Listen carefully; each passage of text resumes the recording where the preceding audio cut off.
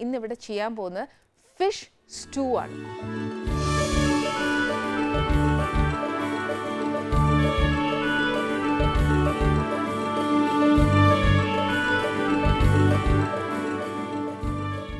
നമ്മൾ chicken stew ഒക്കെ കഴിച്ചിട്ടുണ്ട്, മട്ടൺ സ്റ്റൂ കഴിച്ചിട്ടുണ്ട്, വേറെ വെജിറ്റബിൾ ഇതെല്ലാം കഴിച്ചിട്ടുണ്ട്. പക്ഷേ ഇതെന്നല്ലേ മീൻ വെച്ച് സ്റ്റൂ ഉണ്ടാക്കുന്നത്.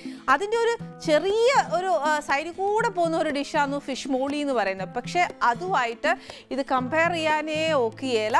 എൻറ്റയർലി ഡിഫറെൻ്റ് ആണ്. അത് എന്നാന്ന് വെച്ചാൽ ഫിഷ് മോളി വേറെയാണ്. ഇതിനകത്ത് തേങ്ങാപ്പാലോ മറ്റു കാര്യങ്ങളോ ഒന്നും ചേർക്കുന്നില്ല. ഇതിനകത്ത് വേണ്ടിയത് കുറച്ചൊരു എബ്രോഡ് ഡിഷാണിത്. അത് എന്നാന്ന് വെച്ചാൽ കുറച്ച് നമ്മുടെ ഒരു ആനീസ് ടച്ചും കൂടെ കൊടുത്തേച്ചാൽ നമുക്കൊക്കെ ഇഷ്ടപ്പെടുന്ന ഒരു ഫ്ലേവറിലാണ് ഞാൻ ചെയ്തേക്കുന്നത്. ഇത് വലിയ കുഴപ്പമില്ല. പക്ഷേ എന്നാലും ഞാൻ ഒരു കാര്യം പറയാവേ, എന്നാന്നോ നമ്മളൊരു ഇച്ചിരി ഡിഫറെൻ്റ് ആയിട്ടൊക്കെ നമ്മളെല്ലാം ട്രൈ ചെയ്യണം കേട്ടോ. എന്നും നമ്മളൊരു കപ്പയും മീനും കൊണ്ടിരിക്കാൻ നോക്കിയല്ല. പക്ഷേ അങ്ങനെ പറയുവാന്നേൽ ഇന്നും ഏത് പാതിരാത്രിക്ക് വിളിച്ച് എന്നോട് ചോദിച്ചാലും എൻ്റെ ഫേവറേറ്റ് കാര്യനാന്ന് ചോദിച്ചാൽ ഞാൻ പറയാം അപ്പം പറയും കപ്പയും മീനും വന്ന്. പക്ഷേ എന്നാലും നമ്മൾ ഇതൊക്കെ ഒന്ന് പഠിക്കണ്ടായോ? ഇനി എന്നാന്ന് വെച്ചാൽ എഴുതിയെടുത്തോ. ഇച്ചിരി ഒരു കുറച്ച് കാര്യങ്ങൾ മാത്രം ഉള്ളൂ കേട്ടോ ഇവിടെ കിട്ടാത്ത.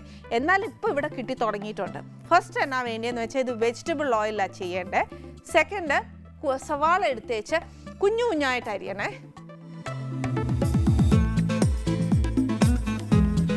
പിന്നെ ഇതിന് വേണ്ടിയത് ഒരു ഇച്ചിരി വെളുത്തുള്ളി, പിന്നെ വേണ്ടിയത് കുറച്ച് കുരുമുളക് പൊടിയാ, അല്ലെന്നുണ്ടെങ്കിൽ ചതച്ച കുരുമുളക്. എൻ്റെ അഭിപ്രായത്തിൽ ഞാൻ പറയുവാന്നേൽ ചതച്ച മുളകാണ് ഏറ്റവും നല്ല. ഇതിപ്പോൾ പൊടിച്ച് വെച്ചുകൊണ്ട് ഞാൻ അങ്ങ് എടുത്തേക്കുക. പിന്നെ വേണ്ടിയത് കുറച്ച് ഉപ്പ്.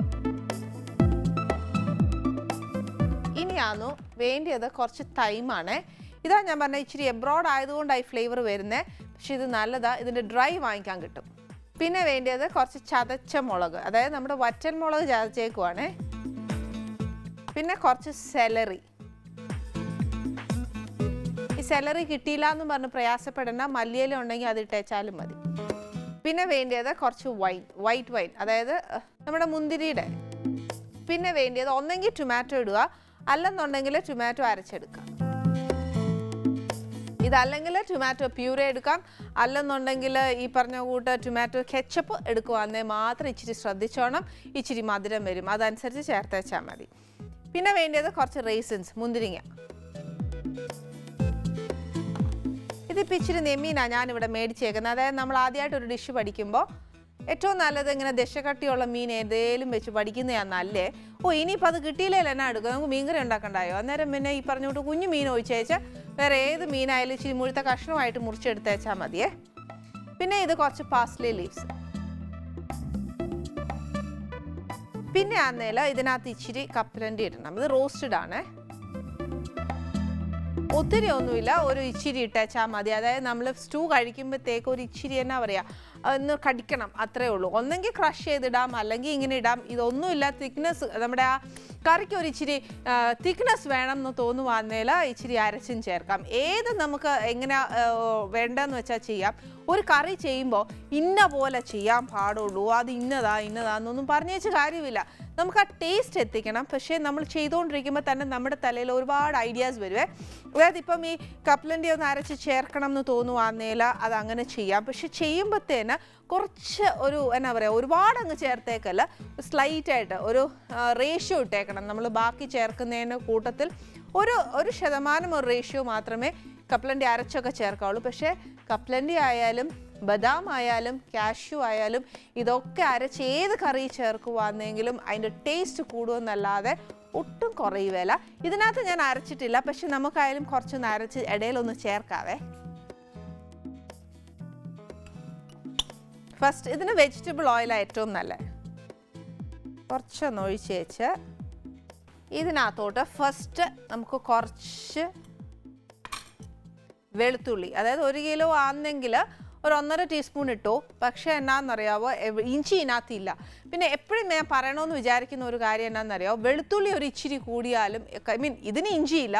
ഇഞ്ചി ഇടുന്ന കറികൾക്ക് ഇഞ്ചി ഒരു ഇച്ചിരി കുറച്ചാണ്, അല്ലെന്നുണ്ടെങ്കിൽ വെളുത്തുള്ളിയെക്കാട്ടിലും അത് ഡോമിനേറ്റ് ചെയ്യും. പിന്നെ അന്നേരം അതിനൊരു കുത്തലുണ്ട്, അന്നേരം അത് അങ്ങ് ഫുൾ കറിയിൽ നിൽക്കും. അപ്പോൾ എപ്പോഴും വെളുത്തുള്ളി ഒരു ഇച്ചിരി കൂടുതലിട്ടാലും ഇഞ്ചിയും പട്ടയും അത് രണ്ടുമാണെന്നും എപ്പോഴും ചേർക്കുമ്പോൾ ശ്രദ്ധിക്കേണ്ടത്.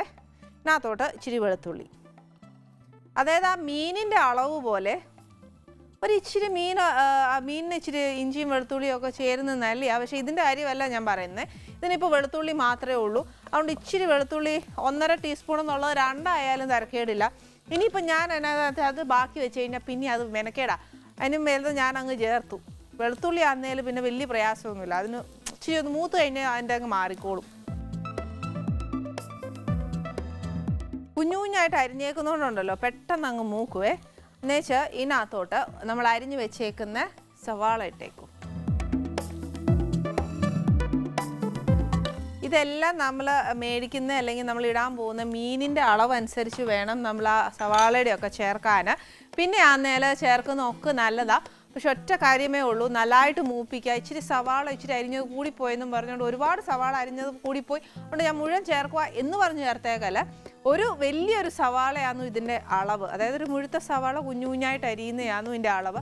അതുപോലെ ഇച്ചിരി അങ്ങോട്ട് അല്ല 2 മീഡിയം സൈസ് സവാളയൊക്കെ എടുക്കുകയാണെങ്കിൽ ഇച്ചിരി അങ്ങോട്ടും ഇങ്ങോട്ടും കൂടുകയല്ലേ, അതൊന്നും കുഴപ്പമില്ല. പക്ഷെ അങ്ങനെ ചേർക്കുവാന്നേൽ നമ്മുടെ സവാള നല്ലോണം വഴറ്റണം. ഒരു ഇച്ചിരി ബ്രൗൺ ആയി വരണം. എന്നാൽ മാത്രമേ അതിൻ്റെ ആ ഒരു സ്വീറ്റ്നെസ് പോകത്തുള്ളൂ. ഇല്ലെന്നുണ്ടെങ്കിൽ ആ സ്വീറ്റ്നെസ് മുമ്പിട്ട് നിൽക്കും. ഇപ്പം ഞാൻ ചേർത്തേക്കുന്ന ഒരു സവാളയെ ചേർത്തിട്ടുള്ളൂ. അപ്പോൾ എനിക്ക് വലിയ സ്വീറ്റ്നെസ് വരാതിരിക്കാൻ വേണ്ടി ഒരു ബ്രൗണിഷ് ആവണം. അത്രയും നമ്മളൊന്ന് മൂപ്പിച്ചെടുക്കാം. വേണ്ട ഇപ്പം നോക്കിയാൽ ഞാനൊരു ലേശം ഒരു ലൈറ്റ് ബ്രൗൺ ആക്കിയിട്ടുള്ളൂ. അപ്പോൾ ആ ഉള്ളിയുടെ സ്വീറ്റ്നെസ് വരത്തില്ല. വെളുത്തുള്ളിയൊക്കെ ആണെങ്കിൽ നല്ലോണം അതങ്ങ് ചുമക്കുവേ. നല്ലോണം ചുമക്കുമെന്നല്ല പറയുന്നത്, പക്ഷേ എന്നാൽ ആ ക്രിസ്പിനെസ് വരുമ്പോഴത്തേക്ക് ആ വെളുത്തുള്ളിയുടെയൊക്കെ റോ ടേസ്റ്റ് അങ്ങ് മാറുവേ. ഇനിയാണെങ്കിൽ എല്ലാം ചെയ്യേണ്ടത് ലോ ഫ്ലെയിമേലായിരുന്നു. ലാസ്റ്റ് നമ്മൾ ടൊമാറ്റോ ചേർക്കുമ്പോൾ മാത്രമേ ഇച്ചിരി ഫ്ലെയിം കൂട്ടാനുള്ളൂ. അപ്പം ഫസ്റ്റ് ഞാൻ ലോ ഫ്ലെയിം നല്ലോണം കുറച്ചിട്ടുണ്ട്. അന്നേച്ച് ഇനി എന്നാ ചേർക്കേണ്ടതെന്ന് വെച്ചാൽ കുറച്ച് കുരുമുളക് പൊടി ഒരു 1/2 ടീസ്പൂൺ ചേർത്തേച്ചാൽ മതി. പിന്നെ നമുക്ക് വേണം എന്നുണ്ടെങ്കിൽ ചേർക്കാവേ. പിന്നെ ഒരു ഇച്ചിരി തൈമ് ഒരു 1/4 സ്പൂൺ ചേർത്തേച്ചാൽ മതിയേ. ഇതിൻ്റെ എരിവ് എന്ന് പറയുന്നത് കുരുമുളകും പിന്നെ ഈ ചേർക്കുന്ന നമ്മുടെ റെഡ് ചില്ലി ഫ്ലേക്സ് ഇല്ലേ അതുമാണ്. അതുകൊണ്ട് അതനുസരിച്ച് വേണം നമ്മൾ എരിവ് ശ്രദ്ധിച്ചോണം. ഇത് വൈറ്റ് കളറിലല്ല ഇരിക്കുന്നത്, ഒരു റെഡിഷ് ഓറഞ്ച് കളറിലൊക്കെ ഇരിക്കുന്നത്. ഇത് റെഡ് കളറിലാണ് ഇരിക്കുന്നത്. പക്ഷേ നമ്മൾ ഇച്ചിരി കപ്പലണ്ടിയും കൂടെ അരച്ച് ചേർക്കുകയാണെങ്കിൽ ഒരു സൺറൈസിൻ്റെ ഒക്കെ ഒരു ഷെയ്ഡ് വരുവേ. അതുകൊണ്ട് അത് ശ്രദ്ധിക്കുക. അതനുസരിച്ച് ഈ മുളകൊക്കെ നിങ്ങളുടെ ഏനം പോലെയൊക്കെ ചേർത്തോണം. പിന്നെ സ്റ്റൂ ആണെങ്കിൽ കുറച്ച് ഒരുപാട് സ്പൈസി ആയാലും കഴിക്കാൻ കൊള്ളുകയില്ല. ഇത് ഇച്ചിരി ഒന്ന് മൂത്ത് കഴിഞ്ഞാൽ, ഇത് ഒത്തിരി മൂക്കാനായിട്ടൊന്നും ഒതുക്കി നേരമൊന്നും ഇല്ലേ, ഇതിനകത്തോട്ട് നമ്മൾ അടിച്ചു വെച്ചേക്കുന്ന ടൊമാറ്റോ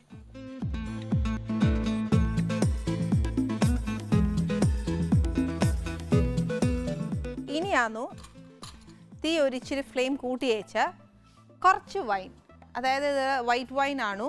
ഇത് പുളിയ, നമ്മുടെ ടൊമാറ്റോയും പുളിയ. അന്നേരം ഒരുപാട് അങ്ങ് വൈൻ ചേർത്തേക്കല്ല, ഒരു 2 സ്പൂണോളം ചേർക്കുക. ഇത് സപ്പോസ് നമ്മുടെ കയ്യിൽ ഈ വൈൻ ഇല്ലാന്നുണ്ടെങ്കിൽ ഒരു കാര്യം ചെയ്തോ, ഒരു ഇച്ചിരി വിനീഗർ ചേർത്തേച്ചാലും മതി. പിന്നെ നമ്മുടെ കറിക്ക് ഒരു ഫ്ലേവർ കിട്ടാൻ വേണ്ടിയിട്ട് ഒരു ഇച്ചിരി സെലറി.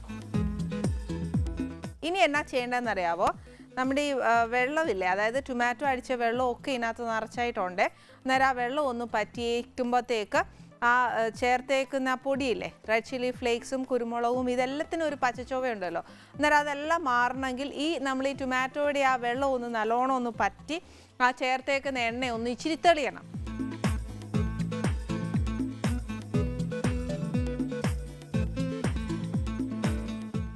ഇപ്പം എണ്ണയൊക്കെ നല്ലതായിട്ട് തെളിഞ്ഞു വന്നിട്ടുണ്ട്. ഇനിയാന്നു ഞാൻ ഇതിനകത്തോട്ട് മീൻ ഇടാൻ പോവുക. മീനിനകത്ത് നിന്ന് ഒരു ഇച്ചിരി വെള്ളം വരും, പക്ഷേ എന്നാലും ഇതിനകത്ത് ശരിക്കും പറഞ്ഞാൽ കുറച്ച് വെജിറ്റബിൾ സ്റ്റോക്കാന്ന് ഒഴിക്കണ്ടേ. ഇപ്പം ആരല്ലേ എന്നാ പറയുന്നത്, ഇതിനകത്ത് ഒഴിക്കാൻ വേണ്ടിയൊന്നും നമ്മൾ വെജിറ്റബിൾ സ്റ്റോക്കൊന്നും കരുതുകയില്ല. വീട്ടമ്മമാരുടെ പ്രാക്ടിക്കൽ വശമാണ് ഞാൻ പറയുന്നത്. ഞാനാണെങ്കിൽ സ്റ്റോക്കൊന്നും കരുതുകയില്ല. സത്യം പറഞ്ഞാൽ ഉണ്ടേലും ഒഴിക്കും, ഇല്ലെന്നുണ്ടെങ്കിലും നമ്മൾ വേണ്ട വെള്ളമാണ് ഒഴിക്കുന്നത്. ഞാനിപ്പോൾ അത് തന്നെയാണ് ചെയ്യാൻ പോകുന്നത്. കാര്യം നമ്മൾ ഒരിക്കലും ഒരു സ്റ്റോക്ക് കരുതി വെച്ചേച്ച് ഒരിക്കലും ഒരു കറി തുടങ്ങാനൊക്കെ അല്ല. എന്നാൽ ചിക്കൻ സ്റ്റോക്ക് എന്ന് പറയുമ്പോൾ ഒന്നുമില്ല, നമുക്ക് അതിൻ്റെ ചിക്കൻ ക്യൂബ്സ് എങ്കിലും കിട്ടും. ഈ വെജിറ്റബിൾ സ്റ്റോക്കിന് വലിയ പ്രയാസമാണ്. പിന്നെ നമ്മൾ ആ പച്ചക്കറി എല്ലാം കൂടെ അതിനായിട്ടൊരു സൂപ്പാക്കി ഒക്കെ പ്രയാസമാണ്. പക്ഷെ അതിനെക്കാട്ടിലും എളുപ്പം ഞാൻ പറയുന്നത് എന്നാന്ന് വെച്ചാൽ ഇച്ചിരി വെള്ളം ഒഴിച്ച് വെച്ചാൽ മതി. ശരിക്കും ഒഴിക്കേണ്ടത് വെജിറ്റബിൾ സ്റ്റോക്കാണ്. ഫസ്റ്റ് ഞാൻ എന്തായാലും ഒന്ന് മീൻ ഇടട്ടെ.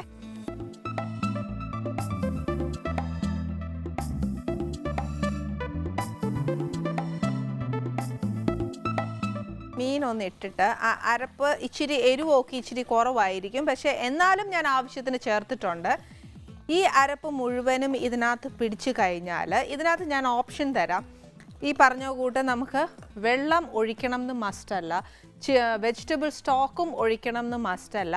നല്ല തേങ്ങാപ്പാലുണ്ടെങ്കിൽ അത് ഒഴിക്കാം, പ്രശ്നമേ ഇല്ല, കുറച്ചുകൂടെ ഒരു ടേസ്റ്റ് വരും. പക്ഷേ ഇത് എബ്രോഡ് ഒരു കറി ആയതുകൊണ്ടാണ് നമ്മൾ ഇതിനകത്ത് വെജിറ്റബിൾ സ്റ്റോക്കൊക്കെ ഒഴിക്കാൻ പറയുന്നത്. തേങ്ങാപ്പാലിൻ്റെ രുചി ചിലപ്പോൾ നമുക്ക് പുറത്തുള്ള ആൾക്കാർക്ക് അതിൻ്റെ ടേസ്റ്റ് അത്ര അറിയാൻ മേലായിരിക്കും. നമുക്ക് കേരളക്കാർക്ക് അറിയുന്ന കൂട്ട് അത്രയൊന്നും അറിയുകയില്ല, ഉള്ള കാര്യം പറയാലോ. അതുകൊണ്ട് തേങ്ങാപ്പാൽ ചേർക്കുന്നതുകൊണ്ട് ഒരു വിഷമമില്ല. രണ്ടാമത്തെ പാൽ ചേർക്കുക. ഫസ്റ്റ് പാൽ ചേർക്കുമ്പോഴത്തേക്ക് കുറച്ച് കപ്പലണ്ടിയും കൂടെ അതിൻ്റെ കൂടെ നല്ലതായിട്ടൊന്ന് അരച്ച് ചേർക്കാമെങ്കിൽ ഇത് നല്ലൊരു കറിയാണ്. പക്ഷേ ഇപ്പം ഞാൻ ഈ അരപ്പെല്ലാം കൂടി ഈ മീനേലൊന്ന് നല്ലതായിട്ടൊന്ന് പെരണ്ട് വരുമ്പോഴത്തേക്ക് മീൻ വേവാനുള്ള എന്നാ പറയുക വെള്ളമെങ്കിലും നമ്മൾ ഒഴിച്ചു കൊടുത്തേ ഒക്കത്തുള്ളൂ.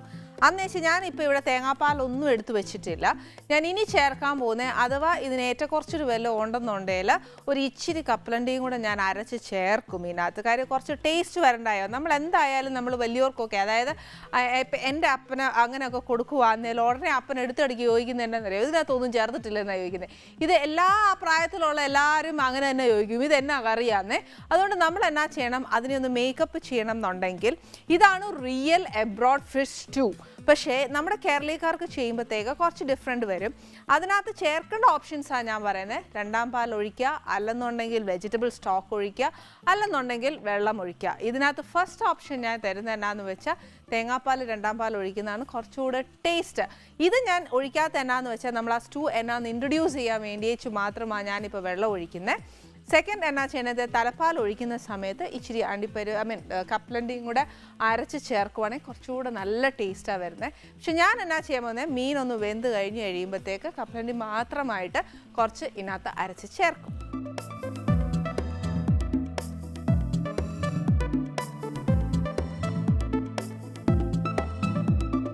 ശരിക്കും നമ്മൾ ഈ എന്നാ പറയുക വറ്റൽമുളക് ചതച്ചത് ഇടാതെ ശരിക്കും മുളക് പൊടിയൊക്കെ ഇടുകയാണെങ്കിൽ ശരിക്കും അതിനൊരു എന്നാ പറയുക മീൻകറിയുടെ ഒക്കെ ഒരു ടേസ്റ്റ് വരുവേ. പക്ഷേ ഇത് സ്റ്റൂ ആയതുകൊണ്ടാണ് ഞാൻ പറയുന്നത്, ഒരു തേങ്ങാപ്പാലിലൊരു ട്വിസ്റ്റ് കൊടുക്കുവാന്നേൽ നല്ല ടേസ്റ്റാണ്.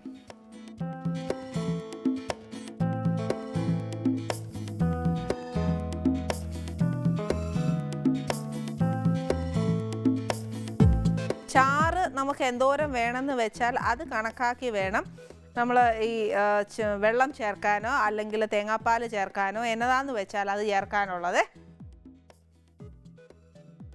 അന്നേച്ച് ഇതുവരെ നമ്മൾ ചേർക്കാത്ത ഒരു കാര്യമുണ്ട്, എന്നറിയോ, ഇച്ചിരി ഉപ്പ് ചേർക്കണം. ഇനിയിപ്പോൾ അഥവാ ഉള്ളി ഒന്ന് മൂക്കാൻ വേണ്ടി ആരെങ്കിലും ഒന്ന് ചേർത്തിട്ടുണ്ടെങ്കിൽ പിന്നെ ഇപ്പോൾ ചേർക്കുമ്പോൾ ഒന്നത്തേക്ക് ഒന്ന് സൂക്ഷിക്കണം, ഉപ്പ് കൂടരുത്. പിന്നെ ഇച്ചിരി റേസിൻസ്, അതായത് മുന്തിരിങ്ങ, ഇതൊരു ഇച്ചിരി നെയ്യിലൊക്കെ വറുത്തിടുവാണെങ്കിലും ഒരു ഇച്ചിരി കൂടി ടേസ്റ്റ് ആന്നു. പിന്നെ ഒരു ഇച്ചിരി കപ്പലണ്ടിയും,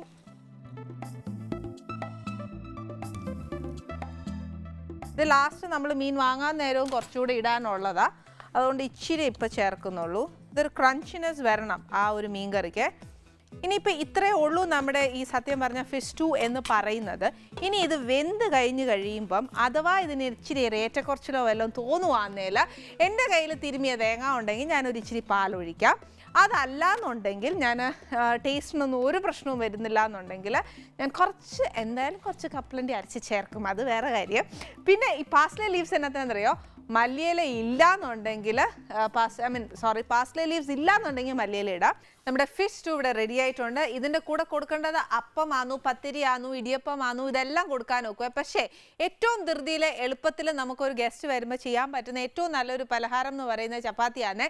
ചപ്പാത്തിക്കാണെങ്കിൽ പരിഭവമില്ല, പണക്കമില്ല, ഒന്നുമില്ല, എന്നാത്തിൻ്റെ വേണ്ടയും കൂടെ പോവും.